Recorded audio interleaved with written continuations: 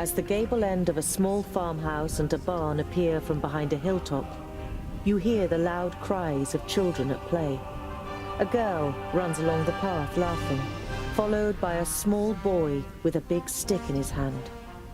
The boy is trying to catch up his sister with a determined look on his face, but is finding it difficult to keep his short legs under control on the uneven path.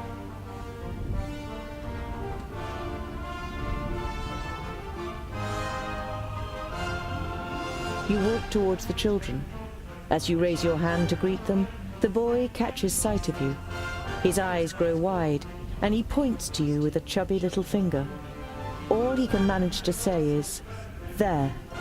Now the girl has turned to face you too. Before you can say a word, she lifts her little brother up into her arms and runs screaming towards the farmhouse.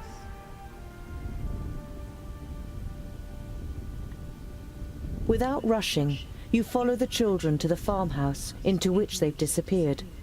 After a few moments, they reappear, accompanied by their parents. Their father is a thick-set man with grey hair. I am Opatia. This is my wife, Remsa. The blonde woman nods a greeting almost imperceptibly and clasps her daughter tightly to her. She looks you over with an anxious expression. It's a pleasure to meet you. My name is Tungdal. You try to make your voice sound as harmless as possible.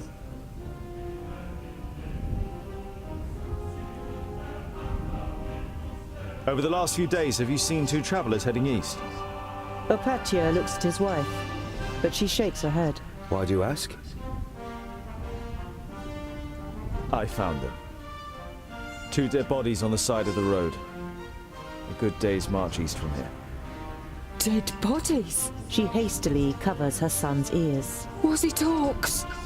Remsa, what would orcs be doing up here? It was probably just bandits. I'm afraid it was neither orcs nor bandits. Now, I don't know who it was, but you're quite right to be wary of strangers these days. I'm sorry if I scared your wife and children. The man waves dismissively. No. It's just that my fair woman is especially jumpy these days. The orcs have been spotted near Calmstead. You should take it more seriously. The farmer's wife clutches her daughter even tighter before the girl finally protests. The boy steps forward excitedly and cuts the air with his stick. If strangers come, we're supposed to run away, but I can hit them too. Opatia pats his son on the head, laughing. We're safe. The orcs have no reason to come so far north. Wouldn't it be better to move to one of the bigger villages if there are orcs around? The farm is our livelihood.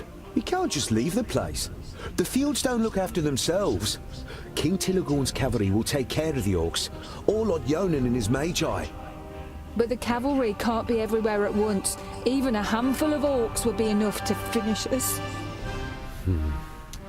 Once the seeds are planted, I'll build the hideaway, just as you wish. But what use is a hideaway if we've nothing to eat in the autumn?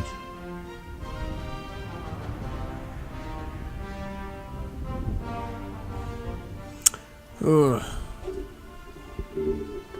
Oh, I don't like making these decisions.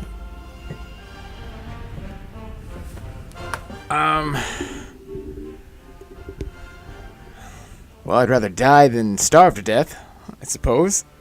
So, I'll go with the harvest and then build a hideaway. We can't be sure whether the orcs will come here, but what is for certain is that you will starve without a harvest. That's exactly what I said. Opatia lays a hand on his wife's shoulder. Don't worry. I'll build a hideaway as soon as everything else is taken care of.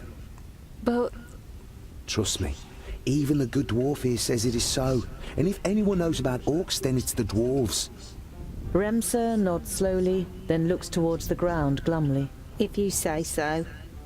You bid farewell and set off on your way.